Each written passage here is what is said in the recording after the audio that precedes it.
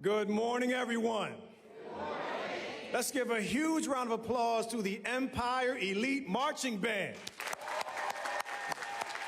Yes, that's how you get us started the right way.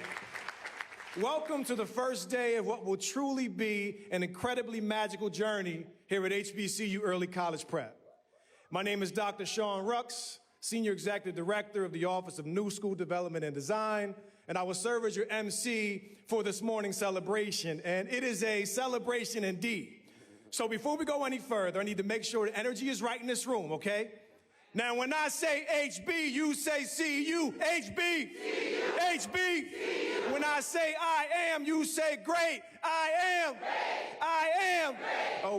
Okay. That's the spirit. That's exactly why you are here today, because you are great. Today, we are not just opening the doors of a new school. We are opening the doors of opportunity. We are opening the doors of legacy. We are opening the doors of endless possibilities for all of our students. As a proud graduate of my HBCU, the Delaware State University, I know firsthand the power of an HBCU education. It's kind of difficult to put into words the impact the Delaware State University had on every aspect of my life, and it really sits at the very core of who I am today. However, I didn't get to experience that magic until after high school. And right here in Southeast Queens, you will experience some of that HBCU magic right now in real time, while walking a path where high school collides with higher education, graduating with not only a high school diploma, but also an associate's degree and a future without limits.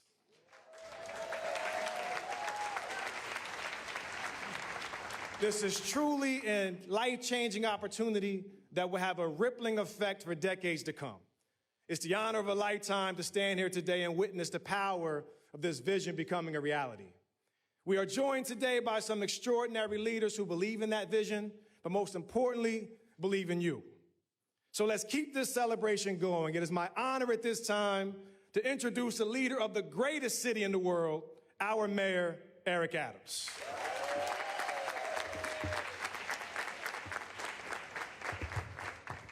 The song that was played by the band, and we really want to thank them, it's called Stand By Me. When the night has come and the land is dark and the moon is the only light we'll see. No, I won't be afraid. No, I won't be afraid, just as long as you stand by me. And that's what today is all about. Because as you start this journey, and Dr. Rux laid out, HBCU is more than a place where you become academically smart. It is where you become emotionally intelligent. It is where you learn how to stand together. When he mentioned his college, you saw the energy and excitement of those who also went there. It becomes a lifetime relationship when those difficult moments of adulthood feel as though it is collapsing around you. You can reach out to one of your fellow HBCU members and don't have to ask. They will automatically stand by you. You're going to need each other as you go through these next 4 years of high school. The experience is unbelievable. The challenges you will face is unlike any other generation in history. You are going to have to navigate your emotions, your academics, and your relationships. You are going to make some of the toughest decisions that will determine the foundation of where you go in the future.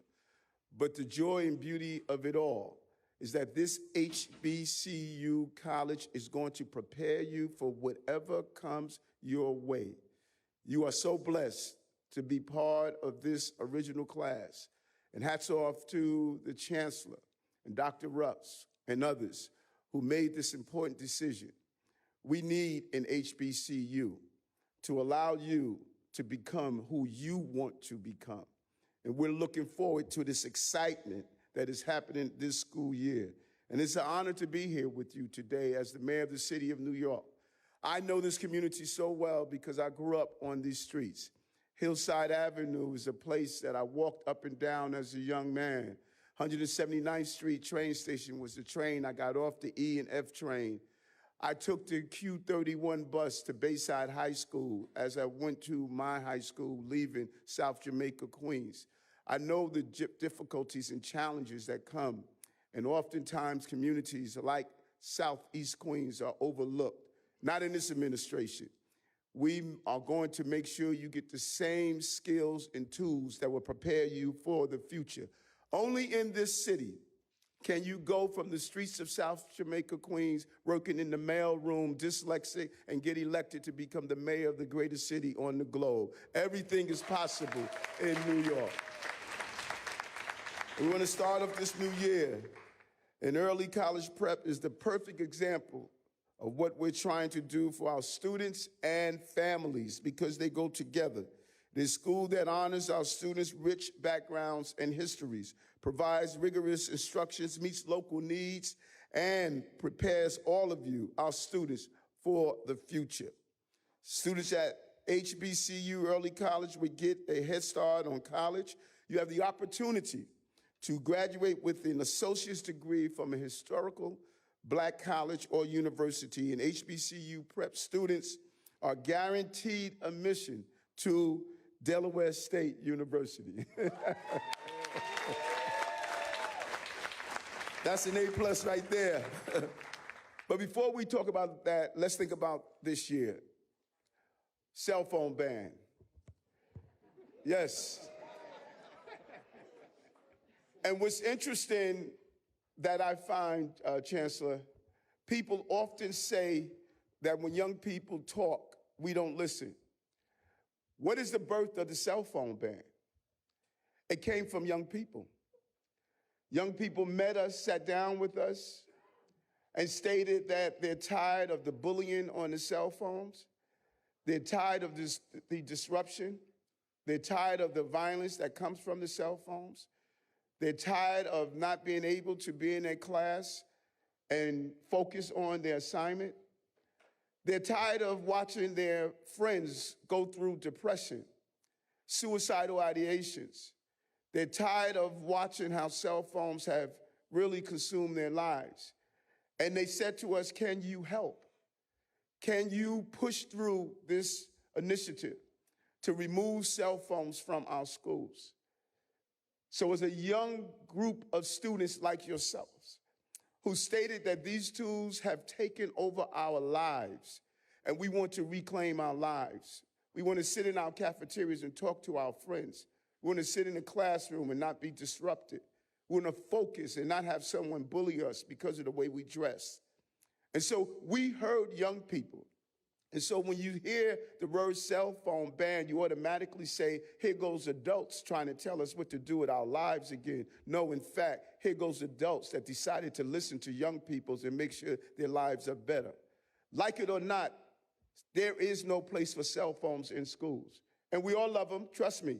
I'm on them every day. I look at them, I'm picking them up, I'm reading, I'm tweeting, I'm scrolling. Yes, we do. Yes, we do. But when it's time to focus on equality education, you cannot be disrupted because school is hard enough to have a device that is going to make it more challenging. And this is a retrospective appreciation when you reflect on this and you sit down with your son or daughter and have to make the decision on what's the smart moves are for them. You're saying nay to it now, but trust me, you're going to say yay to it later when you are an adult. The band will help you every day, every day.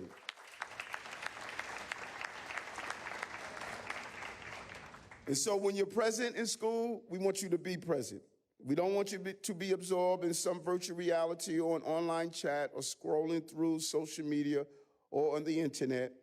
And the new cell phone policy is designed to make learning and social interaction easier. Because that is part of education, not only math, but also how we manage our relationships with our colleagues and friends.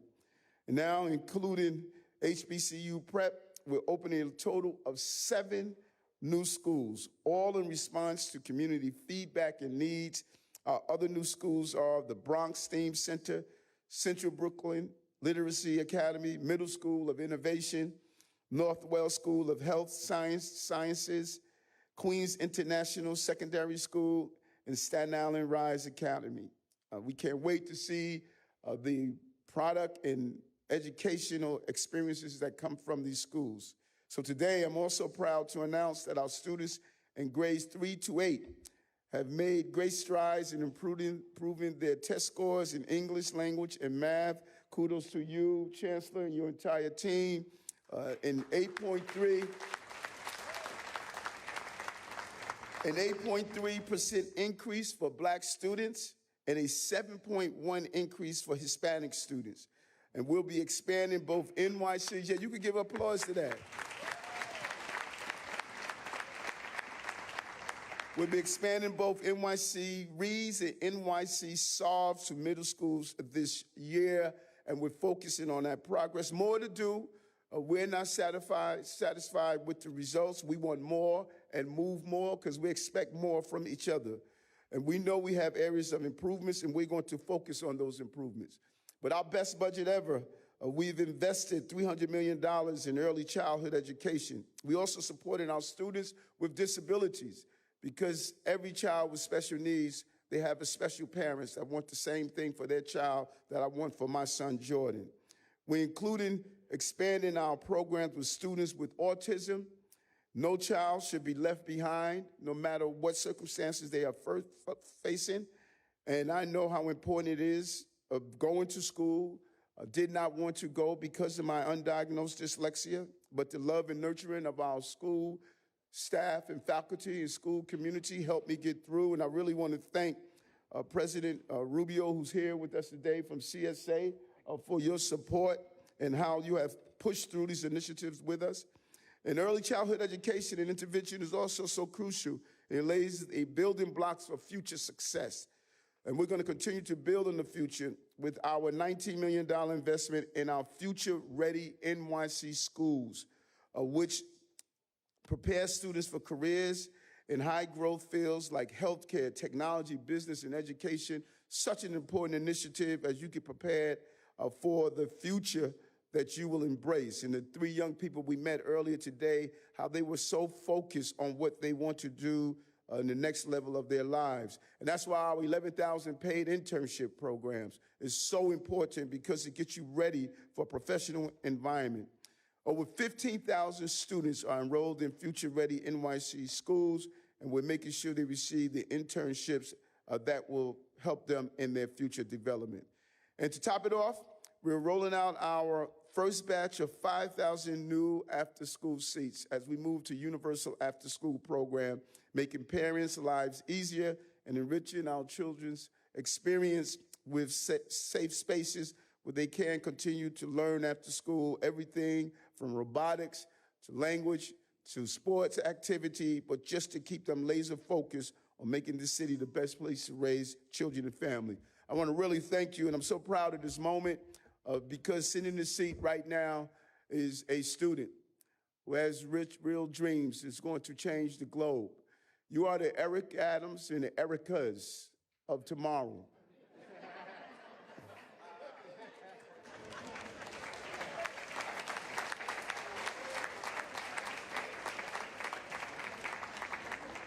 Sitting in these seats as we shape and carve your minds and give you the tools you want, the building blocks of the future. This is going to be an endless journey. And all of us that are on this stage and those who are sitting to the left, to your right, the faculty, little did they know they was going to make these improvements when they were sitting in these seats. The sky's the limit. The sky is the limit. But all you have to do is to make sure, as you're on this journey, that not only are you willing to be bright, to be smart, to be engaged, but you have to be willing to stand by each other, because you're going to need each other. That's the only way you can get through this journey. So I need you to stand by me, and I need you to stand by each other. Thank you very much.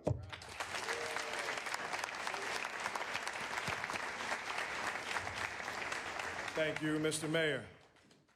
It is indeed my pleasure to welcome to the podium at this time a champion for equity and excellence in every classroom in New York City, as well as for every student in New York City, our Chancellor, Melissa Aviles-Ramos.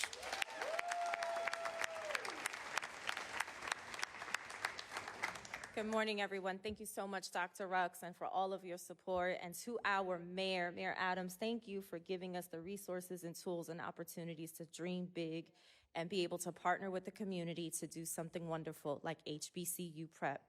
At this time, I'm going to ask our HBCU Prep scholars to please stand.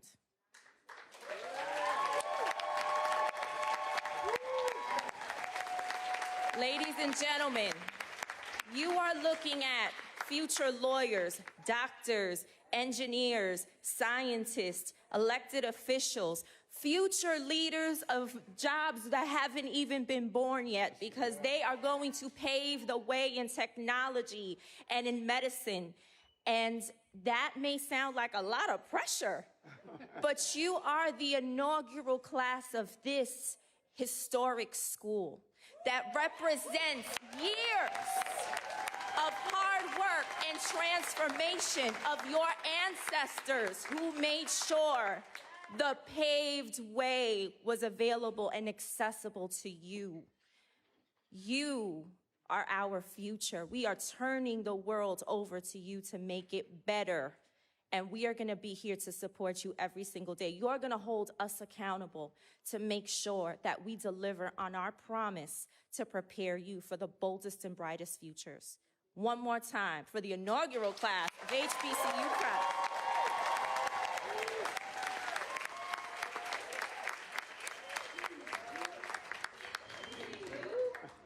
I also want us, don't worry, you could be seated because we got a lot of talking left to do, but thank you for staying, and waited to be told.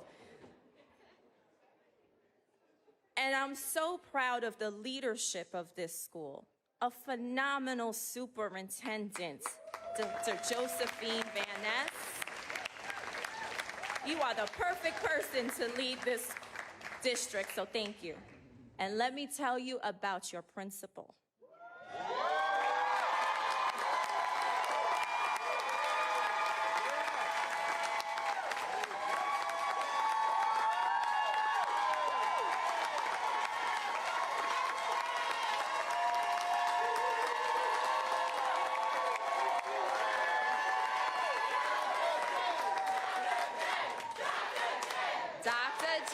Dr. J.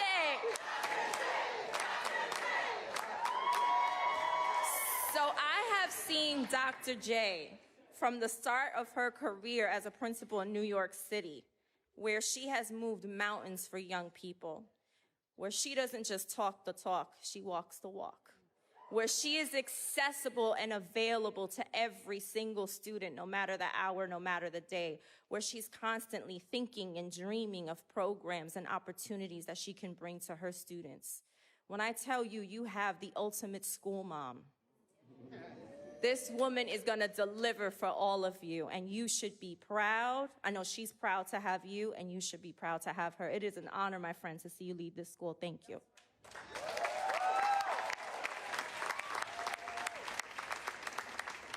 And so this is what it looks like when we invest in students' futures, not only preparing them for graduation, but preparing them to thrive in college, career, and life. And as we celebrate this historic opening, we're also celebrating the launch of 6 other brand new schools. Just like the mayor said, from Staten Island to the Bronx, these schools represent innovation, opportunity, and a promise to our families, because we are listening to you and we are here to help your child succeed. And I'm so grateful to our parent leaders, the panel for educational policy, our CEC members, all the people who work with us to give us feedback and tell us how we can create better opportunities for your children.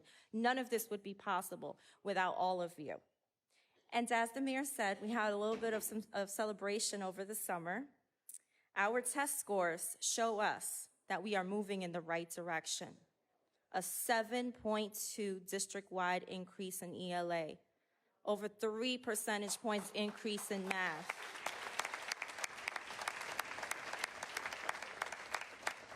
Historic gains for our Black and Latinx students. These are the highest scores that we have seen since 2012. We talk about learning loss, and we broke pre-pandemic levels. And what that tells us is that we're not closing an achievement gap. We are closing an opportunity gap. Because when school leaders and teachers have the tools that they need to support our children show the world what they're capable of. So don't ever sleep on our kids. Don't ever think that our teachers and our principals and our superintendents don't have what it takes to lead our communities to greatness, because in a short amount of time, we are showing you what's possible. And I want to thank my good friend Henry Rubio for standing with us today, because he believes in this work, as does Michael Mulgrew from the UFT, as does Henry Garrido from DC 37. And together, all of their members make schools run successfully, and they are all here for you. So in closing, to our new HBCU early college prep students, this school, these opportunities, this moment belong to you. Carry it, take it with you. Lead the way for those who are going to come after you. And don't be afraid to show the world what you got. We're here for you, and we love you. Thank you. Happy first day of school.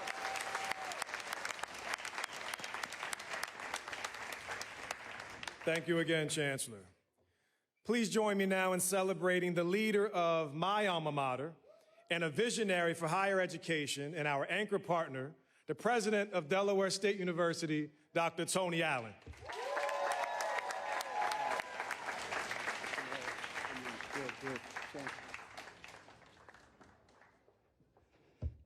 The Bible says faith is the substance of things hoped for.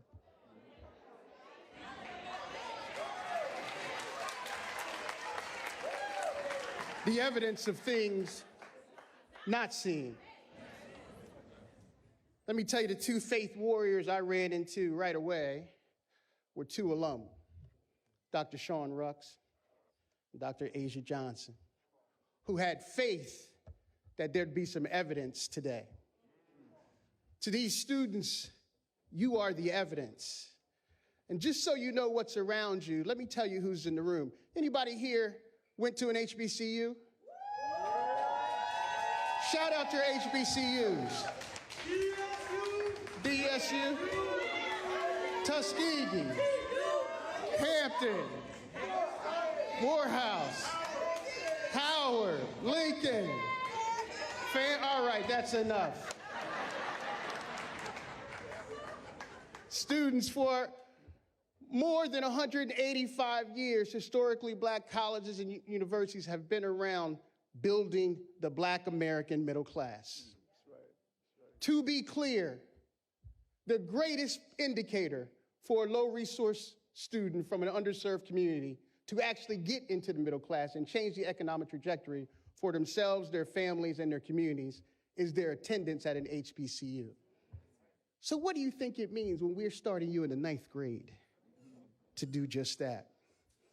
I couldn't be more proud of the 101 HBCUs in the country, and certainly of Delaware State, the most diverse, substantive, and unapologetic HBCU in the country. And I gotta tell you, to be your exclusive academic partner makes me extraordinarily proud.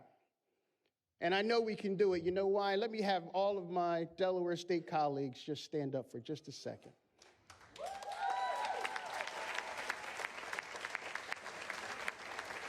I won't name them by name, except to say that Dr. Kareem McLemore talked to Dr. Rux and Dr. J and made this come to life for all of you. And he brought this tremendous team. And we've been in this business for 11 years. We have an early college school right on campus. 7th through 12th grade, 600 students. Been around for more than a decade. You know how many credits they've amassed? 18,000 credits before they were ever admitted to any college or university in the country, 18,000. 70% of them come to Delaware State, and they've been awarded, parents listen up, more than $7 million in scholarships.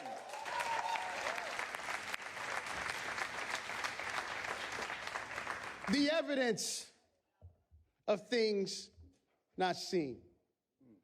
And I'll leave you all with this.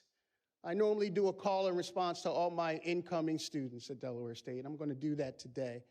But before I do that, I want to make sure that everybody who fits this description stands up. If you are a member of the Divine Nine, please stand up. All right, no calls. That was good. If you are a parent, please stand up. If you're an educator, please stand up. If you're a civic leader, please stand up. If you believe in your community, please stand up. If you love God, please stand up. And if you're a member of the inaugural class of the HBCU Early College Prep School, and all of you, I want you to repeat after me. Say, I am the voice. I am the voice. All right, that's not loud enough. We're going to do this right. Shake it off. Shake it off. Everybody shake it off. Adults, too, shake it off.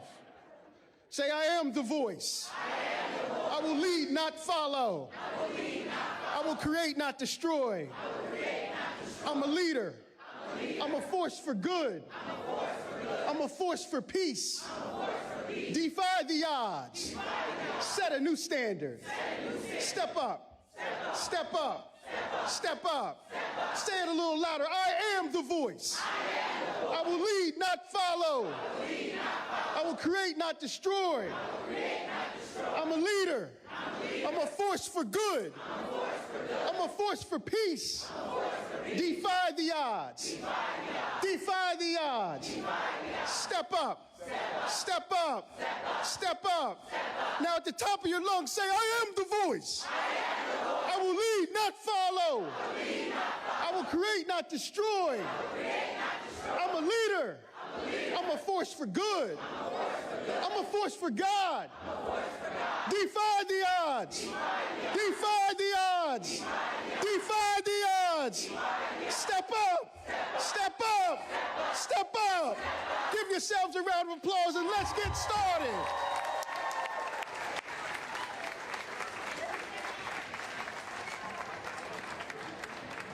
Step up. Okay. Okay. Thank you, Dr. Allen. Now let's hear from the fearless leader of this remarkable school community and one of our amazing students representing the graduating class of 2029. And also representing the heart of why we are all here today. Founding principal of HBCU Early College Prep, Dr. Asia Johnson.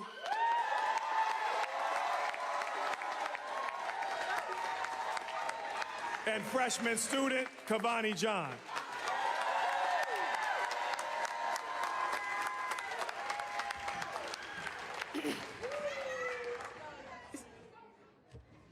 A wonderful good morning to the mayor, counselor, parents, teachers, and students. We've made the right choice. HBCU is the journey to success. Opportunities, mentorship, academic excellence, discipline, and most importantly, a fun-loving environment is what we will continue to build at this school. We are the future, graduating with a high school diploma, an associate's degree, with the privilege of a guaranteed seat at the Delaware State University.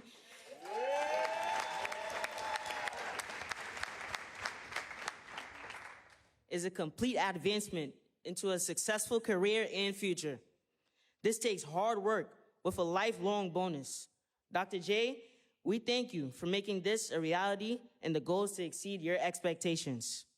We are all excited about this new chapter and we look forward to setting the bar high, maintaining HBCU standards and surpassing even unrealistic expectations. We acknowledge those of you who contributed to making today a success. especially those of you who saw and believed in Dr. J's vision. There will be no disappointments, but consistent congratulations on a job well done. We thank all of you. We appreciate you, and we look forward to the beginning of this new school year.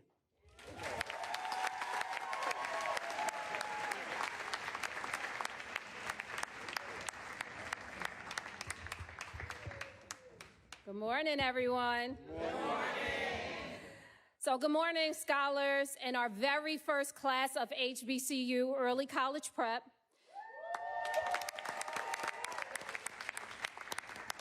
Today, you join a legacy. For generations, historically Black colleges and universities have been a pillar of excellence, shaping leaders who honor their history, innovate with courage, and uplift their communities. Now you carry that same legacy forward as the first 100 Hornets to be the dream.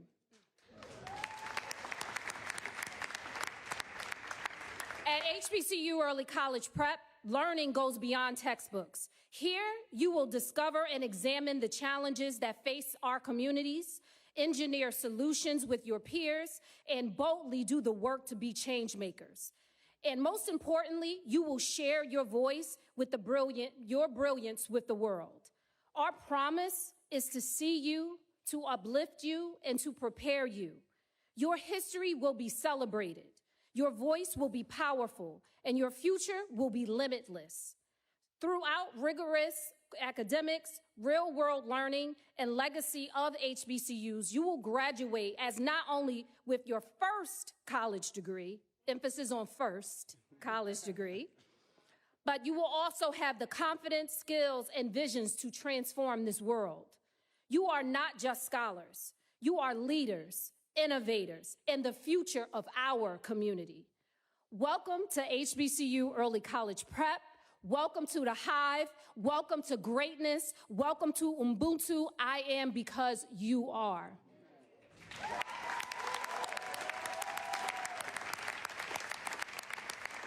Now, before we exit, we do want to do our chant, our school-wide chant, to represent what we have already become. Okay? Yes. Ivana, you want to start with us? Ready?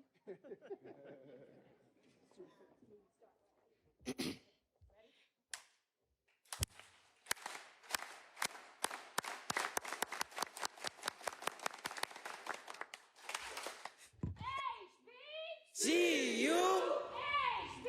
See you. See you. Early College Prep.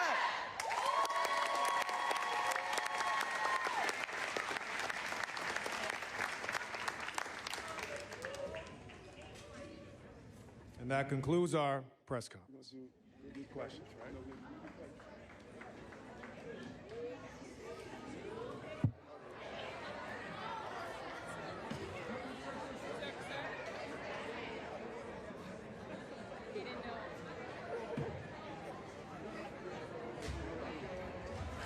Hold on, no, wait. Hold on, we're gonna do a ribbon cutting, but before we do that, we have to have our partner come on. What he has done over these last 3 years, 3.5 years, just really has been amazing. Staying focused on our supervisory staff that must oversee the college community, the public education community, and we just cannot thank him enough. Mr. President, where's Henry? Please come on, say a few words. Henry Rubio, our president of CSA. Thank you, Mr. Mayor. Good morning. Good morning. What can possibly be said after all this? That was awesome. You have a YouTube channel? You should. As I was standing here, what can I possibly say? First of all, let's hear one more time for Dr. J. One of the first conversations that I had with this mayor many years ago, he asked me, what do we need to do in our school system? That's a big answer. That was a long conversation. Several hours. And I said, my brother, you're going to have about a little over 1,400 days. But in those 4 years, we only have about 700 instructional days. And as high school principals, Melissa, the Chancellor, and Asia, we know ourselves. We cut our teeth in the Bronx. And you have an amazing leader here. And I said to the mayor, we've got to clone leaders like this, is step one. And we've got to make every instructional day and moment count. So we're going to make this count. Every instructional, every second count. And as I went on and we talked about, and both the Chancellor and the mayor talked about all these successes, the mayor said to me, what do we have to do to get it done? And one of the things I suggested that we need to create schools like this, innovative schools and programs in every neighborhood, so that students and parents, like me from Queens, and like our mayor himself that was from this part of Queens, don't feel like they have to travel an hour or two to be in a great school like this. God bless you. Have a successful school year. And thank you, Mr. Mayor, for keeping your word once again. Thank you, brother. Well said. Well, quick question. How many Divine Nines do I have on the stage? You know, 1, 2, 3. So you see, Deputy Mayor of Intergovernmental Affairs, Deputy Mayor of Administration, my Chief of Staff. Many people didn't realize that Divine Nine was running the city, you know, so. So let's cut this ribbon.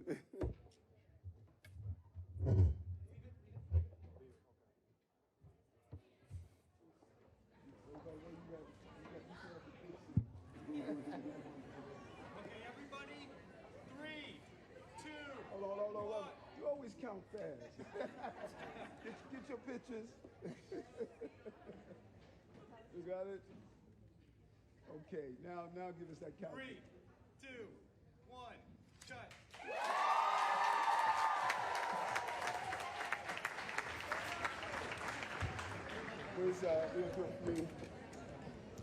Where's the press folks? Oh, they want to do something? Yeah. Yes, thank you. We're going to take some on-topic questions from the press. Folks, we're not quite done. We're going to take some on-topic questions from the press. This is off. I'll make sure Go ahead. All right, scholars and staff, we're going to start transitioning upstairs to second period. If you don't have your schedule, Ms. G will be upstairs in the hallway assisting you guys with it. So scholars, if you can all start exiting to your left. Give it up one more time for the class of 2029, HBCU Early College Prep. While they're transitioning, where is who's handling off topic? Right here. Right. On. All right.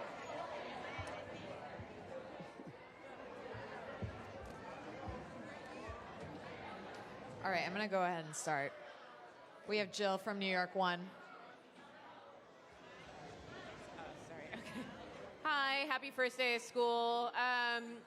This is probably the question that's best for the Chancellor. Just in terms of the cell phone ban, do you have a sense, I don't expect you to necessarily have exact numbers, but do you have a sense of how many schools are doing pouches or something similar to that, where the kids keep the phones, versus how many schools are doing a collection of the phones?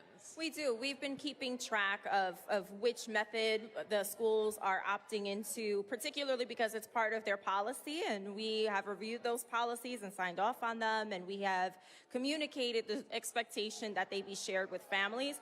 We can give you a breakdown. We can follow up with you with the specifics, but yes, we do track that. Hi, Kayla from the Daily News. Also a question for the Chancellor. Will there be opportunities in the coming weeks, maybe months, to check in with the schools, hear how this is going, what exactly is this process going to look like going forward to ensure that there's not only compliance, but also this is running smoothly? Absolutely, such a great question. So first of all, having been a principal, I know that we don't want to take away from them on the first day of school. So I am touching base with them for less than 5 minutes today. And then we're going to host borough-based and grade band meetings with our principals so they can talk about what first day of school opening was like for them, from operations to logistics to instruction, including the cell phone ban, so we can get their feedback. We are also launching a teacher advisory council, and we host a number of focus groups, including with our students, because we want to hear from every different member of our community on how this rollout is going and how we can strengthen the support for implementation. Hi. And let's keep in mind that we had schools who were already doing cell phone bans. Right. Over half the schools, Chancellor, were already doing cell phone bans. They were already carrying it out. So we're blessed that we can look at best practices. We can look at what were some of the failures, what were some of the victories, and we're going to learn from each other. And other administrations have tried this, and they could not see it through. We're going to see it through because we took our time, we were thoughtful, and we know that if you allow the local school communities, who they understand their student body and population, they understand how to implement this. And so we're 50% there already, but we also have to lead by example. I can't tell, little Jenny that you can't have your phone inside the classroom, but my teacher is swiping through, social media. We're going to lead by examples. There's no room for cell phones inside our school classrooms. Hi. What we had seen before the cell phone ban was lifted, and I guess around 10 years ago, were third-party vans parked outside, and it was third-party businesses that would take the students' and they could, for $1 a day. Do you anticipate the return of those things, whether it's in corner stores and bodegas and trucks, or not, because it's not a building ban but a bell-to-bell ban? I certainly can't speak to that. I can only speak to what happens in schools, and that's why we're focusing on different models. Again, as the mayor stated, this is not new to the city. It's new to some schools within the city, and so we want to make sure that regardless of what's happening outside and what options are available to young people, we have the options inside, and we're making sure that schools are ready for that. Thank you. Hi there, Doug with Channel 2. And Mayor Adams, to your point, with over 50% of schools already doing this previously, there are parents, I am sure, as the school day begins and gets underway today, who it occurs to them, I can't reach out to my son or daughter right now if I wanted to. And after what we saw in Minneapolis, school safety might be top of mind. What would you say to parents who thought they were excited about this, but now are realizing that they're a little bit anxious and nervous about it? Listen, and we understand that, and we respect that because you want to sort of make sure that your children are fine. I wanted that for Jordan, and we're going to continue to do that. And so a parent asked me the other day, what are we going to do if there's an emergency, I have to reach my child? I said, what did you do before cell phones? Right. What we must do as the DOE and as City Hall, we must make sure we have very clear communication methods, how to get in contact with us, if there's an emergency, how to utilize everything from emails to cell phone communications. So we have to up our game to give parents the comfort of knowing if there's an emergency, we have procedures in place. Like now we have locks on our school doors. We have to incorporate drills on what our young people must do. We're going to do our job to keep our children safe. But let's not confuse this. Mommy did not text me during an emergency. She called the school. And so we will survive without cell phones in our school. It is hurting our children. All the data is showing that. It is hurting our children. And our children are telling us it is hurting them. Bless you. Our children, they're saying the same thing. This is hurting us. And we responded to our young people. Can you guys talk a little bit about what supports you're providing to schools for the first day of the cell phone ban, especially those who are doing it for the first time? Or do you have any DOE on staff or DOE staff on site guiding people? So it started way before the first day of school, because we know that on the first day of school, we should just be helping principals and walking around and making sure that they are good, not starting that foundational work on the first day of school. So what we did was made sure that we submitted our district-wide policy, our district-wide plan to the state. We got to work very, very quickly with the schools, issued a survey to principals to see what their readiness levels were, what did they need to support with implementation, and then we sent out staff to help them with any issues. We kept track of that data. We kept reviewing the plans to make sure that they had everything that they need, and now we have our student services managers, we have our borough safety directors, we have other members from the superintendent's teams going out into the schools from this is new to make sure that they are okay on day one. But let's be clear, that preparation needed to start way before the first day of school, and that's what we did. And we want to thank our union partners as well, because they were a huge part of that work. We worked with the CSA to make sure that principals had what they needed. We worked with the UFT to make sure that the teachers felt heard and supported, and we were very clear about progressive discipline. The law was clear. You cannot suspend a child for bringing a phone. We know that there's going to be a bit of a detoxing period. Everybody's addicted to their phones, myself included. I just realized I don't have it on me, and I started checking myself. So, you know, this is real for all of us. It is a shift, but we will be okay. Proper planning is the key, and partnership with parents and teachers and principals and all of the elected officials on getting the messaging out is what is important. So we are looking forward to updating you on our progress. But again, this is not new to New York City. It is new to some schools. It is not new to us as a district. Well, if to my administrators here, think about this for a moment. Think about this. We are starting the first day of school. These babies are going to have real challenges academically, emotionally. Many of them are coming from homes where there are real challenges. And what are we talking about? A darn cell phone. Those are the questions we're asking. We're not asking about rigorous, courses. We're not talking about giving these children associate's degrees by the time they graduate. We're not talking about technology of artificial intelligence. We're not talking about things that our babies need to be ready for the future. All the questions we're asking is about the cell phone. We are majoring in the minor instead of majoring in the major. I have to get these children ready for the future. I'm just going to be as honest as possible. I could give a damn about a cell phone. I care about these children. This is the right thing to do, and that's what we're going to do. And so no matter what everyone else has to do today, I got to bounce.